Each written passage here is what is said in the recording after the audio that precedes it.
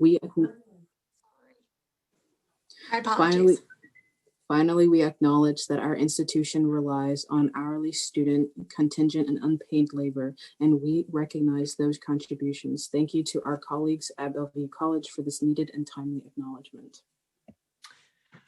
Thank you so much. We appreciate it. And I would like to take a moment in particular to appreciate all of our student leadership who have helped us make many of these events happen, and also give a shout out to faculty development and the Vice President of Instruction's office as well. At this time, I'd like to introduce our Chancellor for the Seattle Colleges, Dr. Sean Pan. He would like to take a moment to say hello. Well, good afternoon. It's such a pleasure to be here. I want to welcome all students, faculty, 160 people strong to attend this very timely, important event. I want to thank Office of Equity Inclusion and North Seattle College's ad hoc for civic engagement working group to sponsor to bring Ms. Nikita Oliver to present on this topic. We are into fourth week of the new administration in Washington. Lots of great things happening. A nation seems to be back on track in many ways. But locally, Seattle, we have mayor election coming up, several city council seats. So this topic that Ms. Oliver is going to present in terms of participation, civic engagement, both locally and nationally, is truly very important. In the end, higher education is not only to prepare people for jobs, but also prepare leaders for our democracy. So thank you. Thank you for this opportunity. I look forward to listen and learn. Thank you. Turn it back to you. Thank you so much, Dr. Pan. I appreciate your being supportive and participating with us today. Next, I would like to introduce the North Seattle College Interim President, Dr. Shameen Crawford. Well, good afternoon, everyone, and thank you so much for being here. This is another exciting opportunity that has been planned by the Civic Engagement Group, faculty, the Office of Equity, Diversity, and Inclusion. I am so glad we have 167 people here. And I just want to remind us that, you know, it shouldn't take an election to bring us together in this way and for us to be civically engaged. And just because the election's over doesn't mean it's over. The work has just begun. So when we offer these types of events, please bring someone with you. You know, we keep them time efficient so that you can make time in your day because this is important work and this is important information, and we can only make an impact if we do these things together. So on behalf of North Seattle College and the North Seattle College administration, welcome, and thank you all for coming. And Nikita Oliver, thank you so much for being here and for being willing to share your knowledge and expertise with us. Thank you, Dr. Crawford. We will introduce Nikita in just one moment. I would like to share with everyone that if they have questions while Nikita is talking, you may put those questions in the chat. Several of us will be monitoring those, and we'll call on people to ask questions once Nikita has completed their talk. Now I'd like to introduce the student body president for North Seattle College, Leah Scott, who will introduce Nikita Oliver. Hello, everyone. It's so nice to see lots of students here, lots of faculty here to have this good conversation. I just wanted to start off by saying Nikita Oliver is committed to serving the Seattle community and holds many roles: a community organizer, educator, abolitionist, attorney, and even ran for mayor, becoming the first political candidate for the Seattle People's Party, which makes us extremely lucky to have them here to talk about political participation. So welcome, Nikita, and take it away.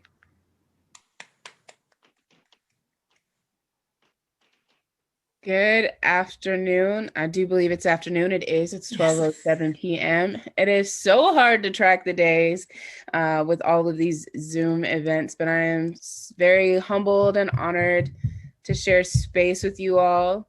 I want to acknowledge that I live here on Duwamish territory, unceded territory in the coastal Salish. As a Black liberation organizer, I know that my liberation is inextricably interconnected with the liberation of our Native relatives and the Native sovereignty. And so I always want to start with that acknowledgement. I pay real rent to the Duwamish as a part of knowing that I live here on Duwamish lands. And so I would encourage you, if you don't know about the Real Rent campaign supporting the Duwamish Longhouse, to look it up. Maybe somebody will drop it in the chat. Look at that. And also encourage you to get to know who our local tribes are: the Suquamish, Duwamish, Tulalip, Lalip, Muckleshoot, the Nisqually. Knowing whose land you're on is such an important first step to building the kind of solidarity that moves beyond superficial unity. And I just realized there are translators happening and I talk very fast. So I apologize. I'm gonna slow down. I'm gonna share my screen because for today's conversation, I want us to have some visuals of the things that I'm thinking about, and I'm hoping we can have some discussion about later in the question and answer.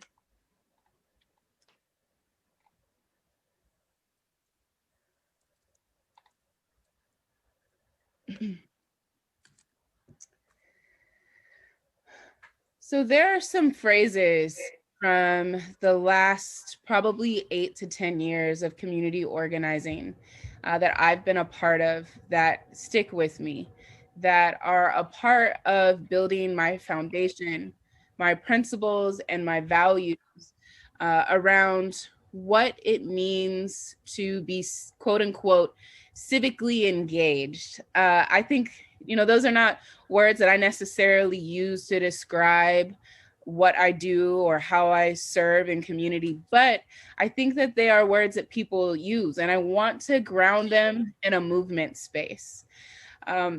This last year, I have found myself immersed in mutual aid, and understanding that mutual aid is very different than charity. A lot of the work that I've done over the years has been in the nonprofit industrial complex. And many of us are taught to think about caring for each other from a place of philanthropy. And this last year, especially, I feel like has challenged us to think about our collective health and our collective care from a place of mutual aid. What does it look like to give out of what you have in the spaces that you live and the relationships that you share? So it always resonates with me when I remember that when we fight, we win. That doesn't mean that the fight will be short, and it certainly does not mean that the fight will be easy. But when we do choose to fight, especially when we're on the right side of history, the righteous side of history, the side that is honoring humanity, honoring our planet, because the health of our planet is also the health of humanity and the health of our creature companions, our relatives on the planet. When we fight on the right side of things, I do believe we will inevitably win. I also deeply believe that we keep us safe. I've been a part of the Black Lives Matter movement since 2013, been a part of the Black liberation movement since I was born, since my ancestors were born. It is what we were given. And I deeply believe in the power of community to build collective health and collective safety. That is something that we're not necessarily always taught, but I do believe it's something we can grow into. I'm going to tell you a story because I think one of the most powerful ways for us to dig into what it means to be engaged in our communities, whether, in a political way, in a community organizing way, which, I think the political is personal and the personal is political. So those two things are not in separate boxes for me. I want to share with you the last 4 years, the way that I have experienced it, because I think it is one way to think about how we can engage in our communities, how we can engage in politics and community organizing. In 2016, I couldn't really tell you what happened before October, or I guess before August. In August, it really hit mainstream media that people were fighting the Dakota Access Pipeline, that our Native relatives were taking a frontline stand on what is needed to protect the planet and protect each other. And it became essential for us to, as especially non-Native folks, to really begin to question the ways in which we have participated in harming the planet and our Native relatives. And you saw on the mainstream media, you saw through live streams, the brutality that was happening on the front lines of the fight against the Dakota Access Pipeline. You saw Native relatives and comrades praying, singing songs, beating drums, sage in the air, smoke in the air. And then you saw them met with aggression. We saw them met with state-sanctioned violence and police brutality time and time again. And it was so important that rather than simply seeing it and witnessing it, that we also all found a way that we could get involved in that work, because the ways in which our Indigenous relatives across the world are protecting the planet, that's for everyone. We could make it just about our Indigenous communities, but the truth of the matter is protecting the water, protecting the air, protecting our creature relatives actually protects everyone. And so in November of 2016, I went to Standing Rock to be a part of the legal observing team that was taking note of the brutality, keeping those notes, and then supporting people in their cases. And many people were charged with crimes, required to go to court because of the way in which they were taking a stand at Standing Rock. And actually because our state has allowed state-sanctioned violence and criminalizes us when we choose to stand against that violence when it's harming our communities. While I was there, I observed some of the most beautiful showings of what collective care and mutual aid looks like. There was a section of the camp that was specifically for queer elders from Native communities. That space of the camp was also a safe space for other queer community members. I got to wake up in the morning to drum circles, to sit with our elders and hear stories, to learn from the stories of our community members. And I just want I want you to hear how important that space was for showing us what collective care looks like, but also what resistance and rebellion can look like in a space like that. While there was an immense amount of violence happening against community there was also an immense amount of care. And it was one of the first times with my own eyes, not just reading about the Black Panthers in a book, but with my own eyes and my own flesh, really deeply experiencing this idea of we keep us safe. On the drive home, we were there for about 10 days with the drive to and the drive back. A friend of mine was in a car accident and she was killed. And we got back to Seattle full of grief and also having had this very transformative experience. And literally a day or two later was the election and Trump was elected. And I remember hearing so many people's outcries of what are we going to do? How are we going to survive? People almost giving into a sense of apathy that there was nothing we could do. And friends of mine, we started to gather. We started to talk about what would our response be, even if it was just for the friends and family and community that we are in relationship with. Two of the images you see on this screen are art. One is art specifically related to the Black Panther Party. And I have found the work of Emory Douglas to be incredibly instructed to me about the power and importance of our cultural work, that the images we build, the songs that we write, the dances that we continue to dance from our ancestors and the ones we create, the foods that we eat, our cultural work is so essential to grounding and rooting us, and not simply understanding our struggle, but understanding our vision for the future. What do we want? What world do we want to live in? So I deeply believe and know that artists are central and essential to our movements for justice and liberation. So I sat down with a group of friends, and all of us poets or performers in one way or another, and we began to talk about what would it look like if the world was the abolitionist vision that we talk about over dinner and over drinks, the things that we're terrified of when it comes to the Trump administration. And we wondered, well, what can we do to make that a reality rather than simply talking about it, rather than just writing songs and poems about it? How do we take it to the next step and allow our art, our cultural work to manifest the future that we want? And the group that I was sitting with was a group called the Ringside Revolutionary Poets. And we would have a monthly open mic series that was focused on queer, trans, Black, Indigenous, people of color stories.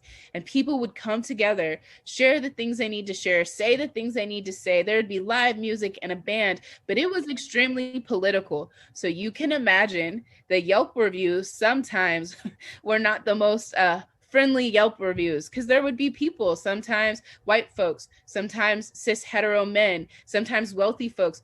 They'd feel uncomfortable by the stories we'd share, and sometimes the vision or even the pain that would get shared. So we're sitting together, the Ringside Revolutionary Poets, and we're trying to think, how do we care for and protect our community?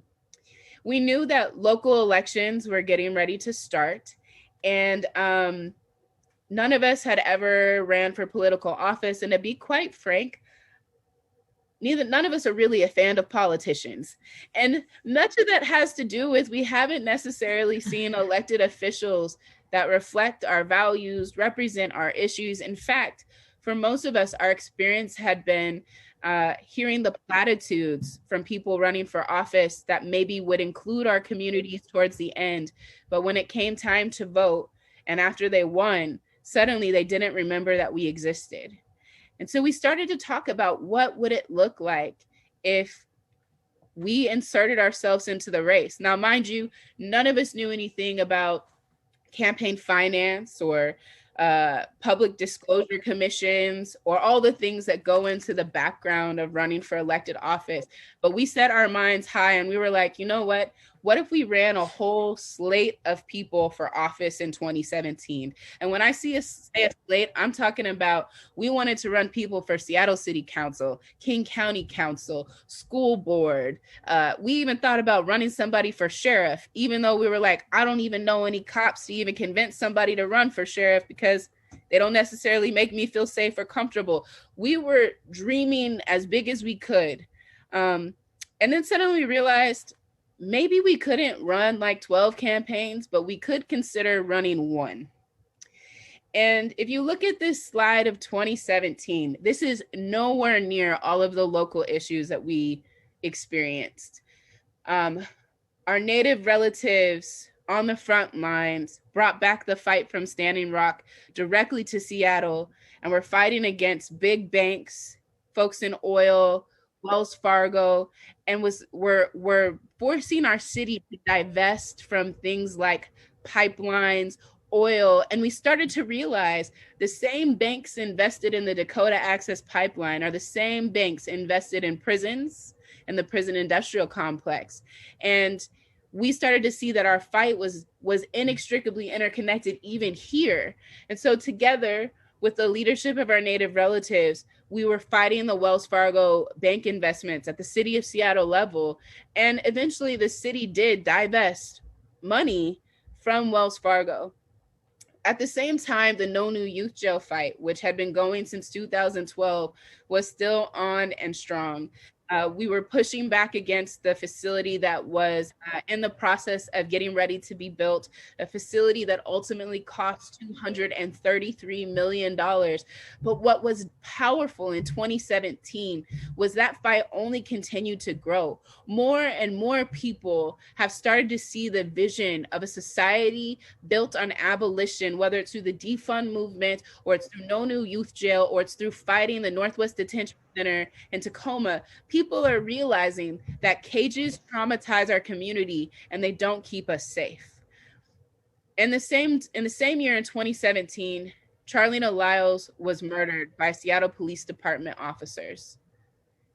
And that was a moment that shocked so many. It was in the midst of a campaign for me and for many people. It was a rude awakening that despite the fact that Seattle Police Department had been under consent decree for a number of years, that the accountability that was being put in place was not working. So folks gathered, folks marched. Charleena's family, folks like Katrina Johnson, continued to spearhead and fight to push for us to require accountability at the city level, but also ask questions about, do police actually keep us safe? Our city also in 2017 was rising from a housing affordability struggle. More and more people were becoming homeless. Encampments were popping up all over the city. And there would be places in the city where folks would welcome our relatives without homes, where they would build support, mutual aid, and care. But there were other parts of the city where our relatives without homes would be swept. They'd be pushed around. They would lose all of their belongings. They would lose their homes.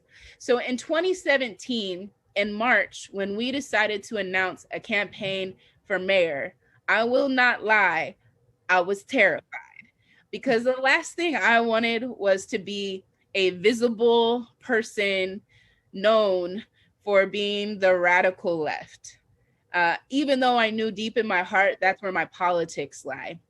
So why did we get into it in the first place? I want to take you back to 2016 when everyone was feeling terrified, when people didn't know what we were going to do. And when we were talking about building that slate where we would run somebody for every seat and we would have a shared platform so people would have to start addressing the issues really facing our region and contend with real solutions that would change the material conditions of those most impacted by this inequitable system.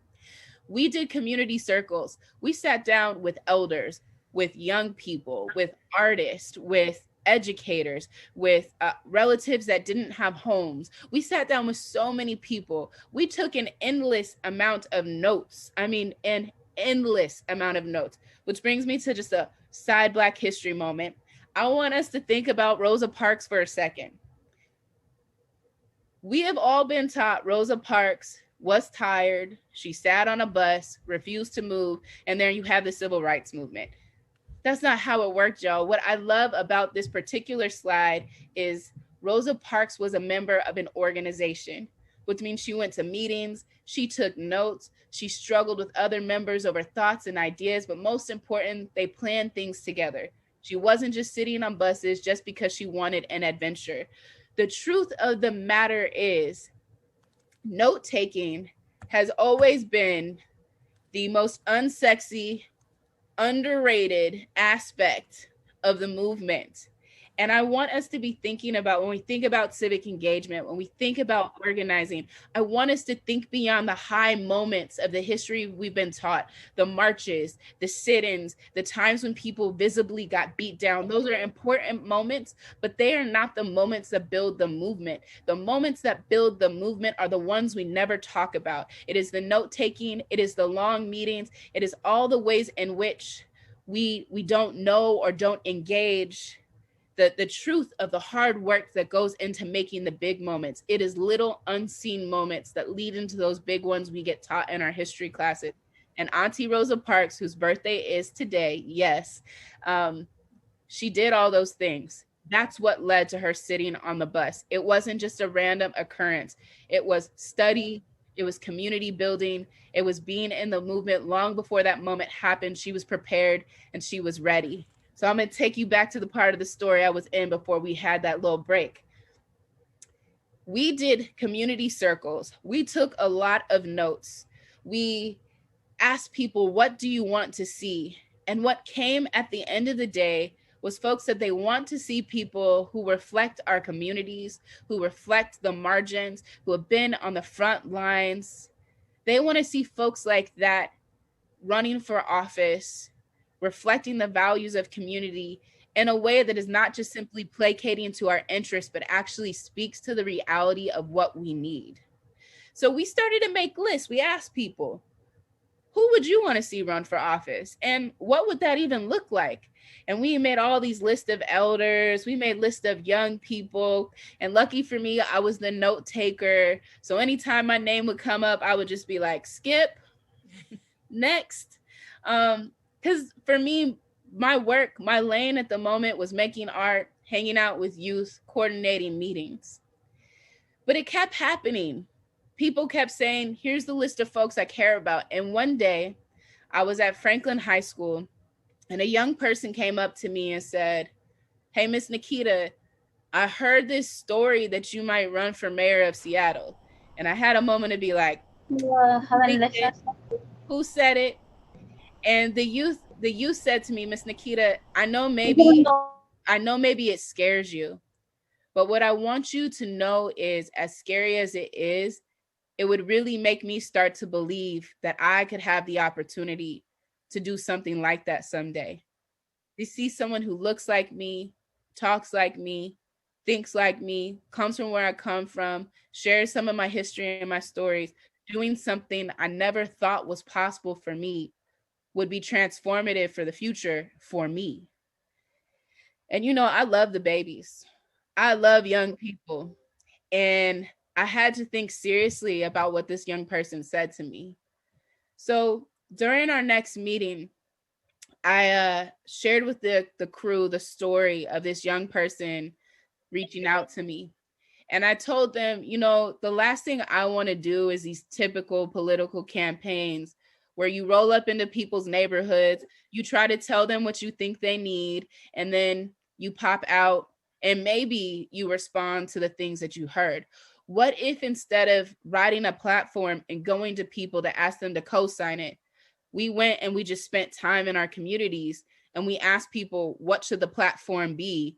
And then we amplified it. What if the platform of electoral politics became an opportunity to organize community, build community power, help our communities get healthier? And at the end of the day, maybe we could honor what Ella Baker told us, which is that strong communities do not need strong leaders. And the way I understand that is Ella Baker wanted us to understand that when our communities are empowered and strong, then it doesn't matter whether or not we have a figurehead. It doesn't matter if we have a visible activist, then our community will have the power and ability to self-mobilize, take care of each other through collective care, and speak truth to power in a way that actually transforms inequitable systems, whether that means dismantling them, changing them, or building something new, that we can have the power of the people and we could use the platform of electoral politics to do this.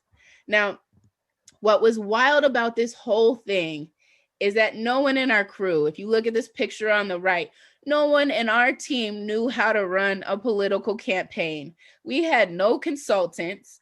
We just had people passionate about serving our community.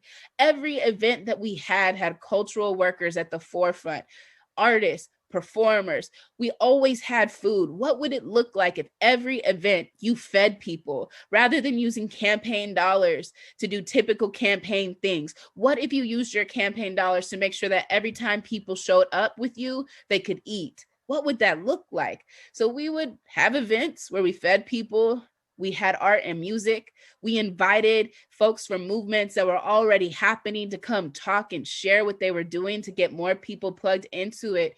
And instead of it being a political campaign, it started to turn into an opportunity to amplify the work and the movements that were already happening in our city, make sure our community got food, pay our cultural workers and artists. And some of our team members started to discover they had other talents. Like some of them social media gurus. I had no idea you could use social media in such a dynamic way. Some of our folks discovered I can make short films with my phone and I'm actually good at it. Some of our folks discovered I actually kind of like political organizing. I like looking at these maps. This data makes me excited to try to figure out how to better serve our communities. And so we decided maybe we would launch the Seattle People's Party. Not that any of us knew anything about how to start or have a party, but what would it look like if there was a party that just did things for the love of the people?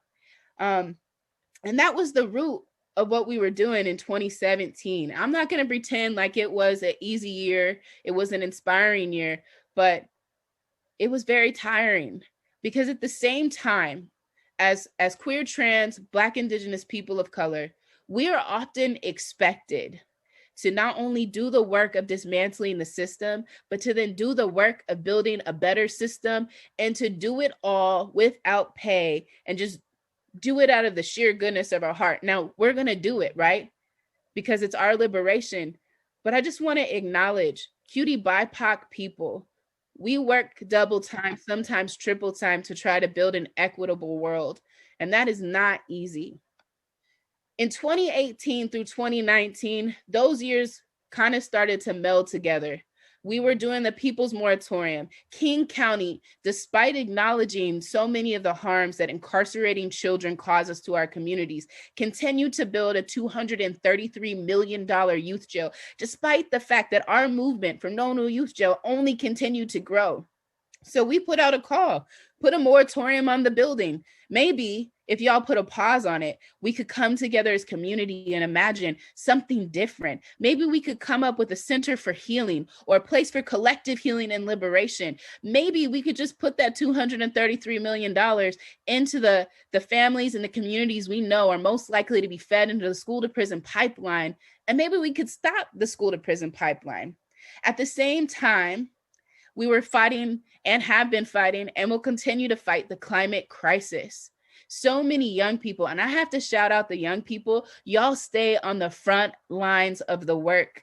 I mean, everything from ending apartheid in South Africa, uprisings in Hong Kong, the climate crisis, so many historical moments. Young people have been on the front line calling for things like land back programs, reparations, truth and reconciliation, calling out for-profit prisons, challenging apartheid systems. Y'all stay on the front line of the work, and the climate crisis is no different. Young people have stayed on the forefront saying, you all are ruining the planet that our future generations are going to steward, and that has to stop. So young people filed lawsuits, and I'm talking young people under the age of 18. Young people have organized teach-ins, marches, sit-ins, collective ways of responding to the climate crisis. We also have been fighting deportation. The Trump administration has done wild things to harm people, not just locally, but globally. And one of the things that we should be taking from the last 4 years is how important it is that we not simply think about the United States on Turtle Island, but we recognize that the United States is a colonial and imperial force that is doing harm to so many other nations. And we have to play a role in being the ones to intervene and stop that as people who live here. So even though I have an oppressed identity, even within the global world, I am playing a role as an oppressor. And I have to own that. And I have to be a part of stopping that. And during the 2018-2019 years, we continue to see the ways in which intersectionality has to apply to our movements and think about the ways in which we engage not just our local struggles or our national struggles, but the way in which we approach global struggles together. And then the year that everybody would love to forget happened, 2020. January seems like it was starting out famously. I set out with the idea that this would be a year where I lived my best, most socialist life. And maybe that's what I practiced in 2020. I don't know, still trying to dig through it. But February, the new youth jail opened, what they're calling the quote unquote Children and Family Justice Center. And many organizers who had been fighting the jail for a long time organized a march. calling for the shutdown of the juvenile detention center, which later that year, Executive Dow Constantine announced that by 2025, King County will repurpose that facility. And I want to take a moment to acknowledge the fact that that work only happened because communities, especially the most impacted communities, have been fighting that fight for many years, long before 2012, but especially since 2012, to call out the ways in which the prison industrial complex continues to harm and steal from marginalized Black, Indigenous, people of color, and low-income communities, and we have to stop the brutality. During 2020, we also saw an incredible innovation in how political campaigns can be run. Sheree Lascelles, a local organizer, a sex worker and advocate for sex workers, a really dynamic community organizer, transformed their campaign into a mutual aid campaign where they use the campaign as a way to make and distribute hand sanitizer. You remember in February, March, when we were all trying to buy hand sanitizer and we couldn't figure out where it was because it got all bought up? Sheree Lascelles' campaign and so many other partners in that work figured out how to make and distribute hand sanitizer. They also figured out what would it look like if campaigns provided food. We can't come together for food, but we could distribute food in a way. And they developed Soup for Your Fam with Sheree's label on it as a way of both getting people to vote for their dynamic 43rd legislative district campaign and to feed people. That is an incredible way to take mutual aid, civic engagement, and political action and put it all together in one. Simultaneously, we were in the midst of a huge uprising, a racial justice uprising, where Black folks were calling for stop killing us. And the reality is, it took months before people realized that Ahmaud Arbery had been murdered by vigilantes, by white vigilantes. Simultaneously, Breonna Taylor was murdered in her home by police. And this uprising in response to the George Floyd murder, the murder of George Floyd, brought a movement across our country where, despite the fact that people were probably terrified, I know I was terrified of COVID-19, folks still stepped into the streets in the most powerful way. I've read so many articles that have said the spread of COVID-19 has had nothing to really do with protests. And you know why that is? Because the protesters have understood the value of mutual aid and collective care, providing hand sanitizer, mask, gloves, water, food, all kinds of supports to help keep each other safe, whether that's from the police or from COVID-19. We have both been able to have a massive uprising as well as keep each other safe. This is powerful work, y'all. And we had the demands this year, and these demands still stand, of defunding SPD by at least 50%, funding community, especially Black community, and freeing all protesters, amnesty for all protesters. And we can't forget how powerful it has been as people begin to do the work of fighting against evictions, of asking for rent to be forgiven. It's not enough to put a moratorium on evictions. Eventually that moratorium will end, and people who are struggling economically, our essential workers, will be fighting to keep their homes. What does it look like to have a nation state that actually cares for its populace, while other countries are ensuring that their people receive $2,000 a month to be able to stay alive and sustained? The United States seems to think that $1,400 is enough. The numbers don't lie. Mutual aid has been such a significant part of this work. And it would be very easy for people, especially post this last election, now that the Biden-Harris administration is in place, to forget that the problems that brought about the Trump administration and the exasperation of 4 huge crises, the climate crisis, economic inequity, racial injustice, and the fact that everyone in our nation doesn't have access to healthcare, we could act like those things are going to be taken care of. They're not. The truth of the matter is, we are only as healthy as the neighbor or the other member in our community that has the least amount of access to the resources that they need. And until we get to a place where we believe that everyone deserves to have their human rights honored, their human dignity honored, we're going to continue to see these crises exacerbate the pre-existing conditions of inequity and inequality. I want to take a moment, because I love it when people reach out to me when I get to speak or share space with folks to acknowledge the rank and file members of AFT 1789, WFSE 304, and AFT SPS 6550. And I want to say, because all workers are essential and no one is a spare, I want you to know I stand with you in solidarity in your fight for fair contracts, against layoffs to classified and professional staff, and for your students' education. Student-facing workers are crucial for students' ability to learn and thrive in our colleges, which is why I support demands for transparency and work-led decision-making process, free tuition for students, defunding the administration and reallocating the funds to student-facing workers, and progressive taxation at the state and local level. And I just want you to know I appreciate you for being on the front line of making our academic institutions spaces that actually support our collective care and collective liberation. So what's next? Because the truth of the matter is, Biden and Harris, they're not going to save us. Reality is, Democrats have been a part of the problem just as much as Republicans in hiding the truth about white supremacy, economic inequity, and all the ways in which patriarchy has shaped our society, which means our trans and queer siblings are often also not safe. So what do? How do we push back? I'm going to share with you a quick snapshot for a strategy for civic engagement based on those stories I just told you. I want us to think about, what does it look like to use our campaigns, especially our political campaigns, as we enter into another political season in the Seattle landscape and the King County region. We can use these platforms for organizing. We can use them for mutual aid. We can use them to continue talking about abolition. What would it look like for us to move beyond prisons and police as our means for creating safety, understanding that in most instances, neither of those items actually promote safety. They mostly continue to contribute to racial and economic inequality. And what would it look like for us to use our campaigns and our organizing for political education? I know that phrases like defund the police might make some people uncomfortable, or no new youth jail.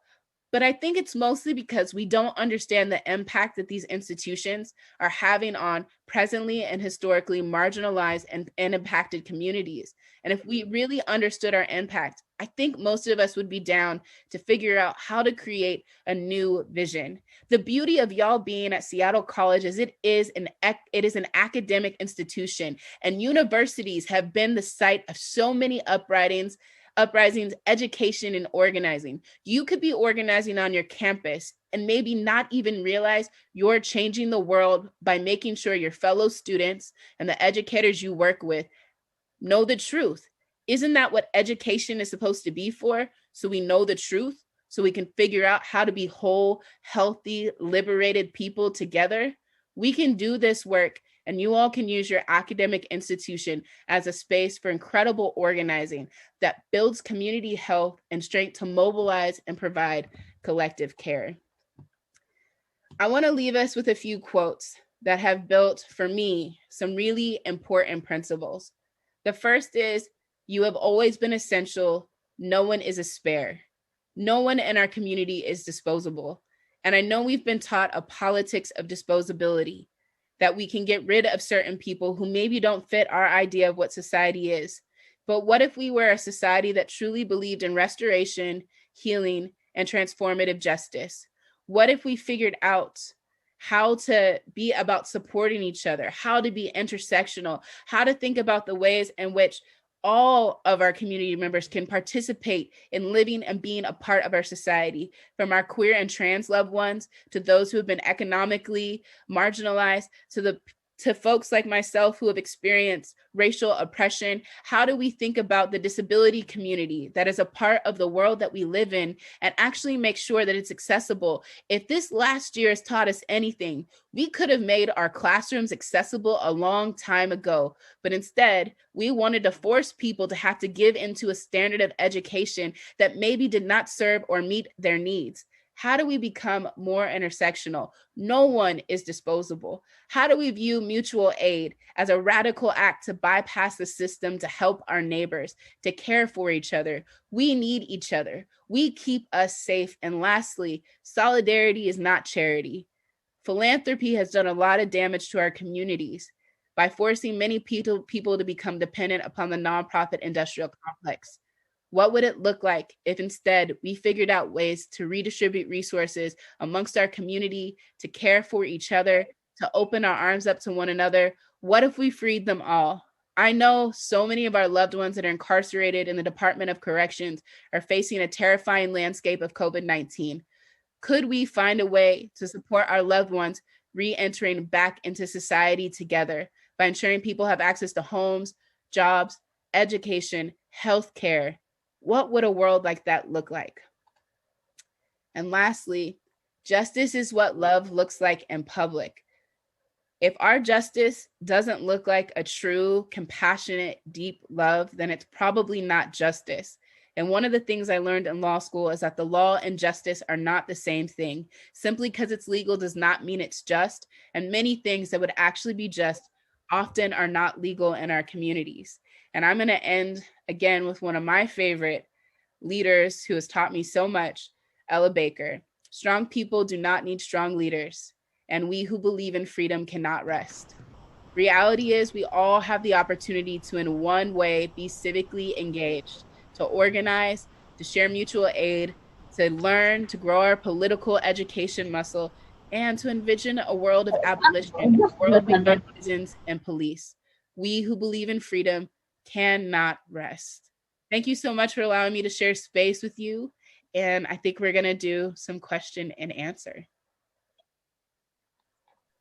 Thank you so much, Nikita. I want to jump up and scream and shout. I'm all revved up. Thank you so much for sharing your story and ideas, and we deeply appreciate it.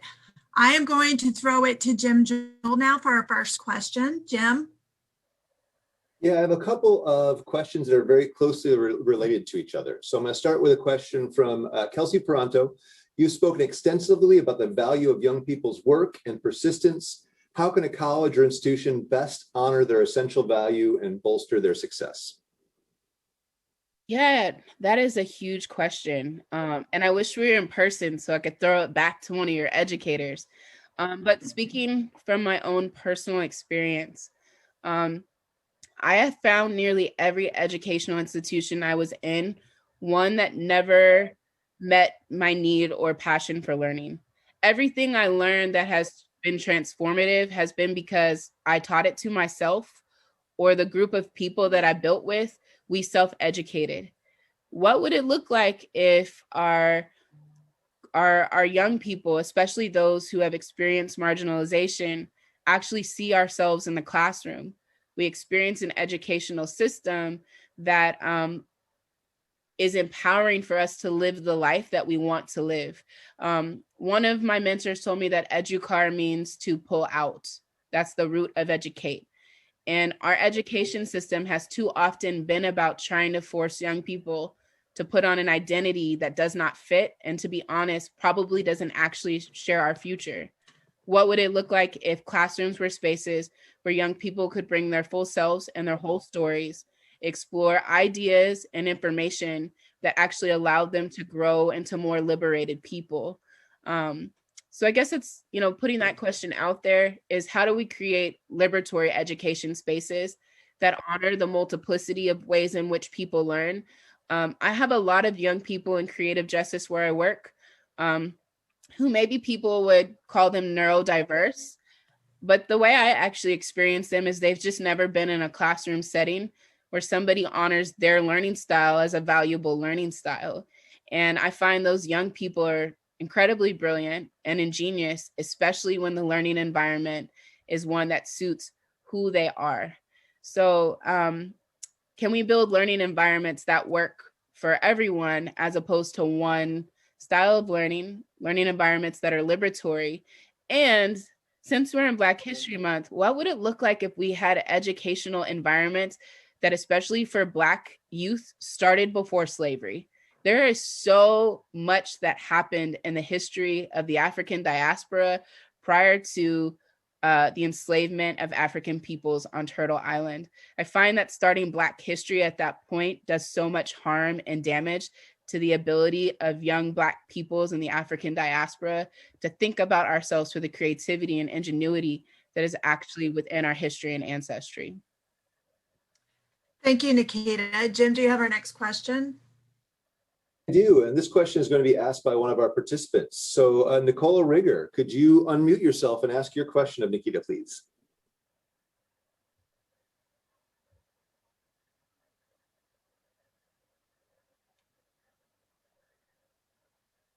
Nicola, are you there? Yeah, there we go. Hi. Hi. Sorry, I was dealing with my daughter, very young, which my question is kind of geared towards her.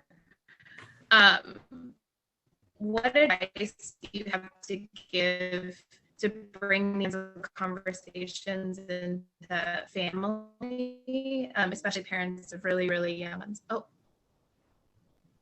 So I think Hello. Hi, you hear me Nicola's now? coming in and out, but what Can you she's hear me at, now? yes, now we can hear you. Hello, can you hear me Yes, now? we can.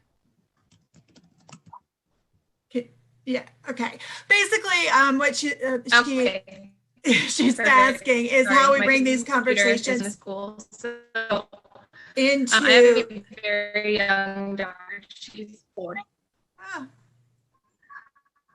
I think I got the question. okay. So, what advice? Oh, you're all good, Nicola. Yeah. Man, the digital world.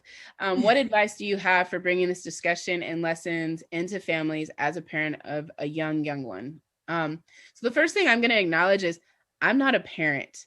And so I will answer this from the perspective of having nibblings, little people who I get to share in their development, and as someone who partners with other parents and families in supporting their young people. So I want to say that up front. And I know that there are people who are parents who probably would have way better things to say.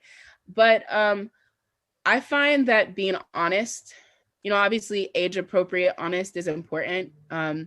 My sister is raising 3 Afro Latinx little people, and her partner, rather than giving in to the controlling narratives that often light-skinned Afro Latinx children with big afros are told about who they are and their value, they're actively countering those narratives by affirming all of their identities, affirming their Blackness, affirming their Dominican history, affirming the way in which African history and Dominican history interact, and having those tough conversations about why it is important to know those things, and talking about things like one of my nibblings came home talking about her skin color being different than other people's, and did that mean that she was white?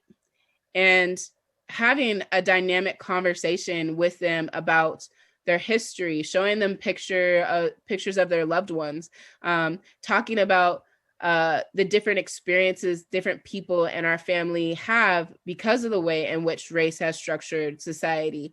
And even though they're young, they do pick up key pieces. I think the important thing is to remember the conversation doesn't stop just because you had it once. Like, they're going to keep unpacking all of the narratives they experience. For me personally, with my nibblings, I'm the only person in my family that uses they, them pronouns. And navigating, talking about gender and identity and queerness in a way that actually normalizes the multiplicities of way in which people show up in society. And there are some really incredible books that people have been writing for children to engage these conversations at an age appropriate level. My sister's daughter has a teacher who is just so radical. She has tattoos and piercings. And when she realized that her teacher had tattoos, she was like,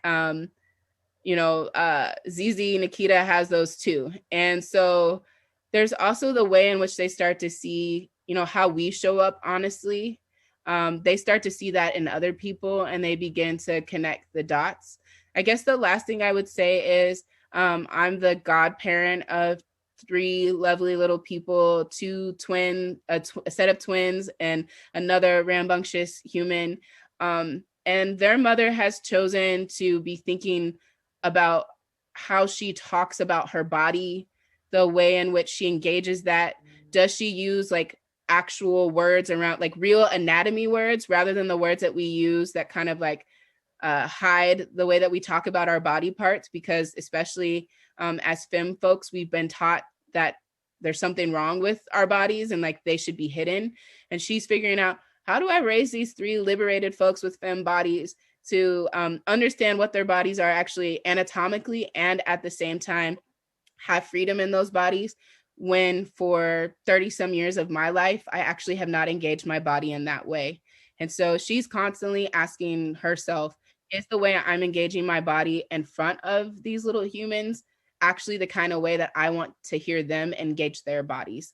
And so I've actually learned a lot observing how my best friend parents our godchildren, how my sister parents her children, and just thinking through the ways in which they're having a radical honesty and authenticity with them that is age appropriate. That being said, I think especially Black parents who have Black children that will face unfair challenges in society have to have the Black parent conversation with their children, and they have to have it early. And I think this discussion is somewhat different for Black families that are engaging the safety that Black children face in society differently. And so I also want to say, I think there is some importance to thinking through the racialized experience we have in the United States and how that impacts the way that different families have to parent in order to have safety for their children, or to make sure their children know the quote unquote rules we've created to keep our babies safe. Thank you, Nikita. Also, I'd like to share with everybody that the Civic Engagement Committee is working on putting together a webpage. And because of this question, we will also add a section with recommendations for children's books that are inclusive and talk about civic engagement too. Jim, do we have our next question, please? I do. I have a question from Ben Liu. What is your response to former President Obama's message that movements should soften their message to bring about smaller change, but bring more people to the movement? For example, defund the police.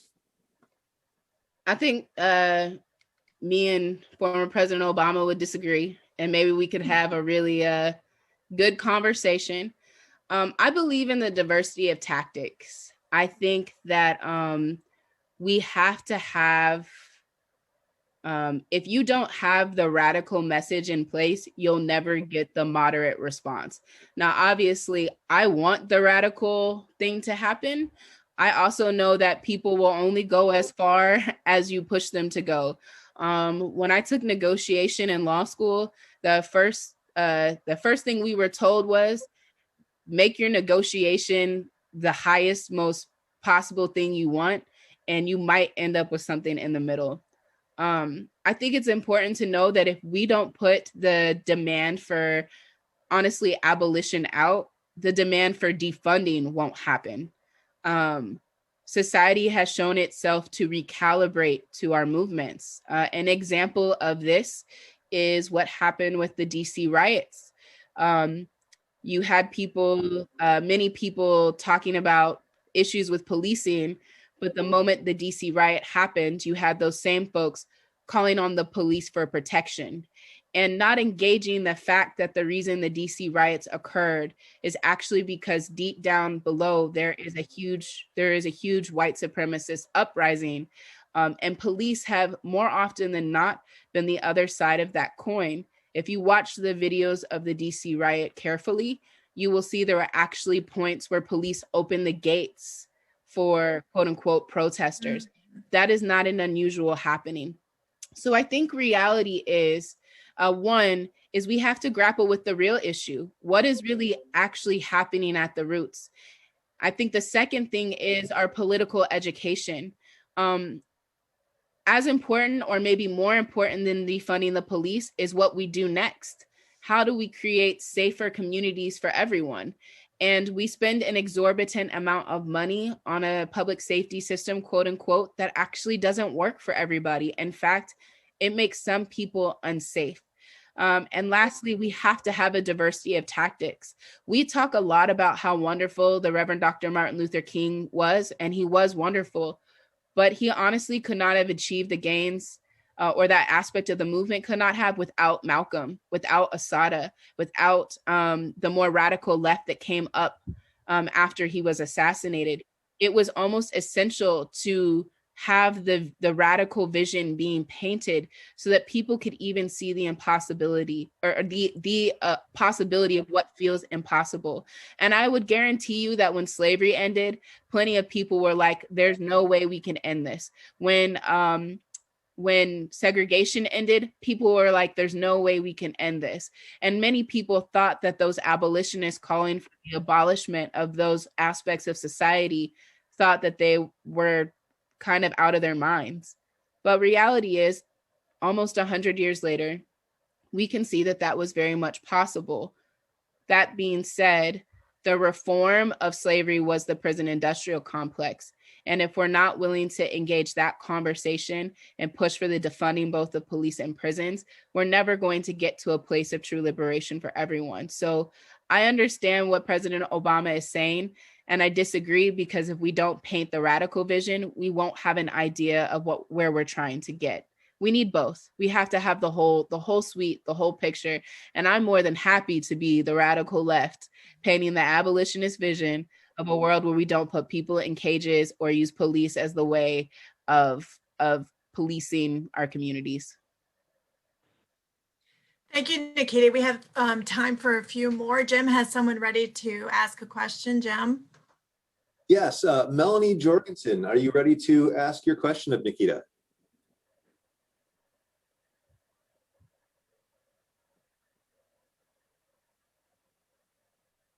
Can you hear me? Yes. Okay, sorry.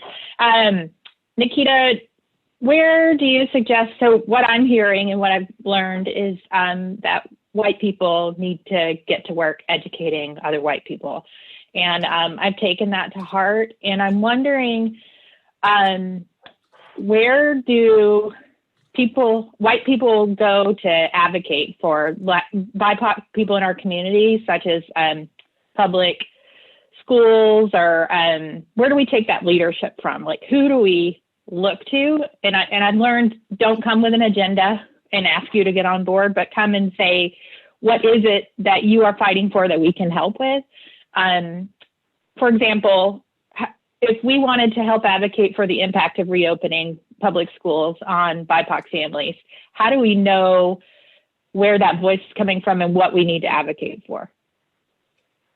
Yeah, I mean, first thing I'll say is BIPOC communities, cutie BIPOC communities, we're already organizing.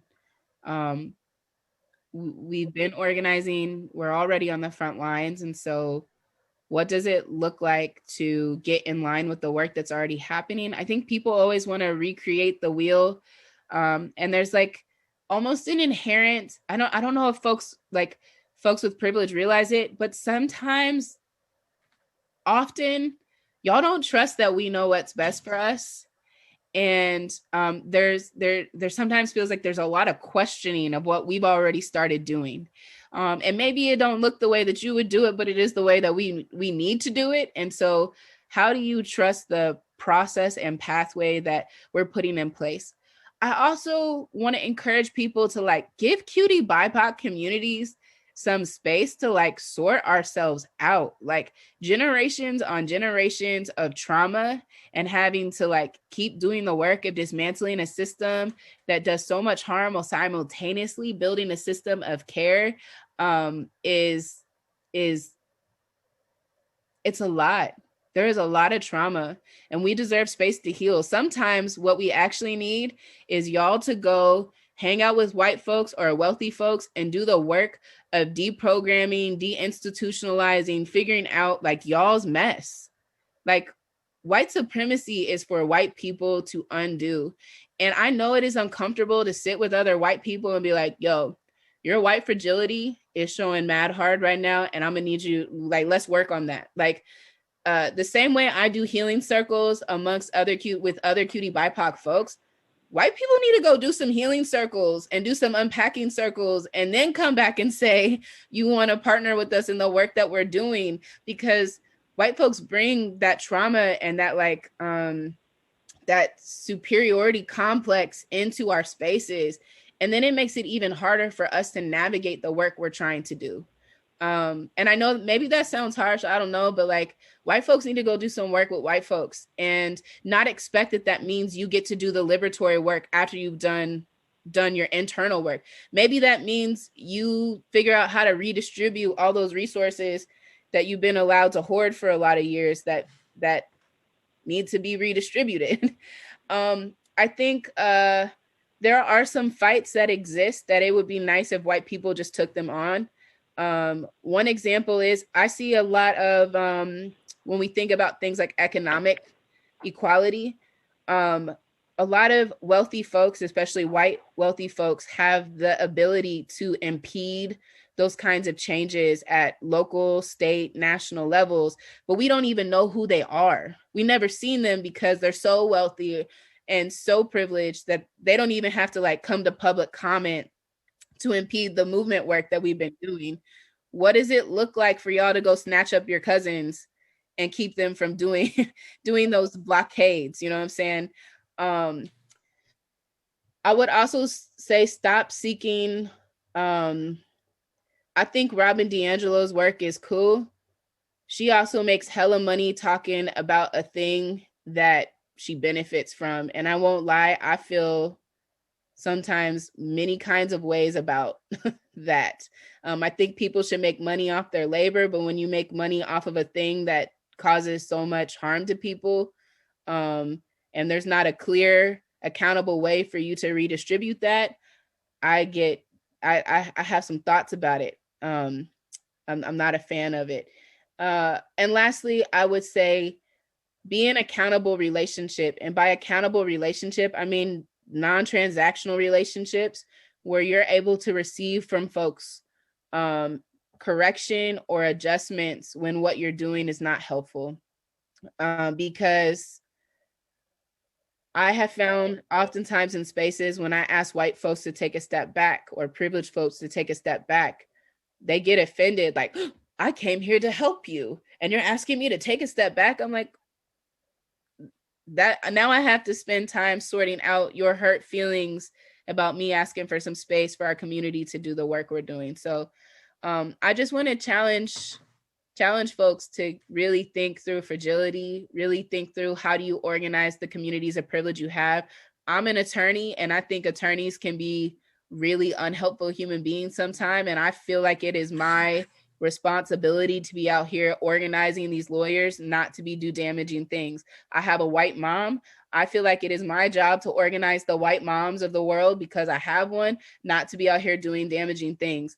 Think about your family and who you're connected to and who do you have moral obligation to organize? Yeah, I would say, yeah, that's not the fullest answer because I really think we could probably talk about this for a 10-week course. Yeah, absolutely. Jim, we have time for one more question. If that's the case, then I think I'm going to ask a question from Kara that one of the committee asked that we cover. I heard over and over with Sheree's campaign and yours, great person, great ideas, but they don't have enough experience with politics to get my vote. How do we change that narrative, especially with white liberals, the largest group I encountered with this response while campaigning in Seattle?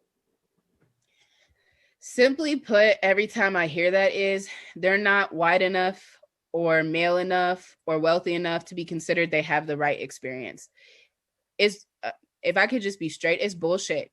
I have a Juris Doctorate. I have a master's of education. I have, from the ground up, started multiple successful organizations. I, every year, am at city council pushing for legislative changes. There are laws that have changed that y'all have no idea that the young people and myself and our coalitions were a part of changing, but our names don't get slapped on it. It's the politician that did the work or that brought the law and then voted on it.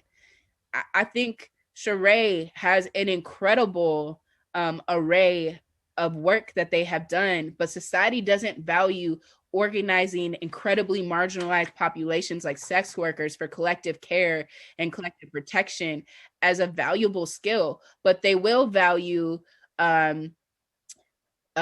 organizing or running a multi-million-dollar company that has laid off hundreds of employees as a transferable skill to being an elected official. And so I think it is important for us to push back on that and ask, why is Nikita's work experience in community, track record in community, why is Nikita's helping to organize mutual aid or organizing massive campaigns that have helped to change the framework of our city? Why is Nikita's working with young people and helping develop a new restorative community pathway out of the criminal punishment system? Why are those things not equally as valuable as a CEO or a former prosecuting attorney that have actually done immense amount of harm to community in the trajectory of their career? We applaud Kamala Harris, and yet Kamala's career, if you break it down, has actually done a lot of harm to community. My work has helped a lot of community. Why is that work not valuable? And it's because it doesn't fit into the racialized capitalist construct that we believe is the right construct to fit into. I think we have to dig into those notions. And I think calling it out is important. I also think the mainstream media contributes to why folks like myself, Sheree Lascelles, and even Sean Scott to a certain amount, or even Shama Suwant, we get labeled as not having enough experience because we choose to take a hard line of what our values and principles are. The question I always ask when people marginalize folks who have strong principles, strong identities, and have community work as the backbone of our work, why they question us, I always want to know why that work's not valuable, and why is it you want to keep electing people who lie, people who say one thing in their campaign and you know are going to turn around and do another when they're voting. I get accused of being too public about my political views, but wouldn't you be happy to have someone in office who actually votes with the way that their political views have been put out there to you? Like, do we want to keep being lied to? And I think authenticity and honesty is often framed as naivety or a lack of political savviness, when really the sort of political savviness we value is just lying to your populace. So those are some of the arguments that I make when people bring that to me. But I would just encourage people to think about, what do we value? Why do we value it? And does that kind of quote unquote leadership, is that getting us the community care that we want? That's wonderful, Nikita. And I just want to say that we are very lucky to have you as part of our Seattle community. And personally, I hope you run for office again. I'll be there volunteering. Also, we have recorded this event. It will be available to you on our website within the next couple of days. The North Seattle College YouTube channel will have it uploaded as soon as we double check our closed captioning. It has been an honor and a privilege to hear Nikita Oliver talk and to have all of you attend. Thank you so much, and look out for us in the spring quarter for our next speaker in the series. Thanks, y'all. Take care.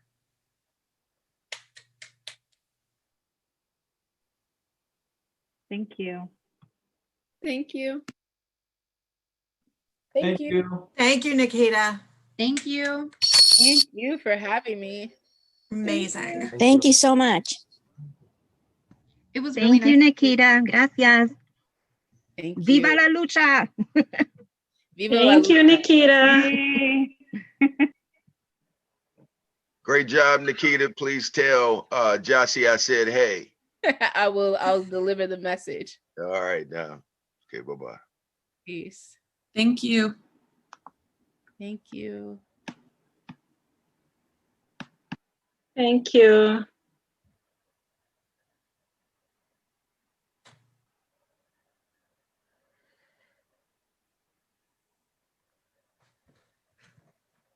Nikita, I'm all revved up and I'm going to go volunteer for something. I love it. There are so many mutual aid projects happening in the county right now. So I saw some people drop a few in the chat. And I know that they have pantry days, food delivery days. So if you're feeling it, go sign up on one of those sign up sheets. For sure. I'll also share it with my students, many of whom are here too, because they just want to know where to start. Yeah, it's hard. I don't even really know, outside of having worked with young people for so long, both teaching poetry and just hanging out with youth. I'm not sure how I would have started outside of, I think being with young people is such a great way to plug in. So if they want to hang out with some youth,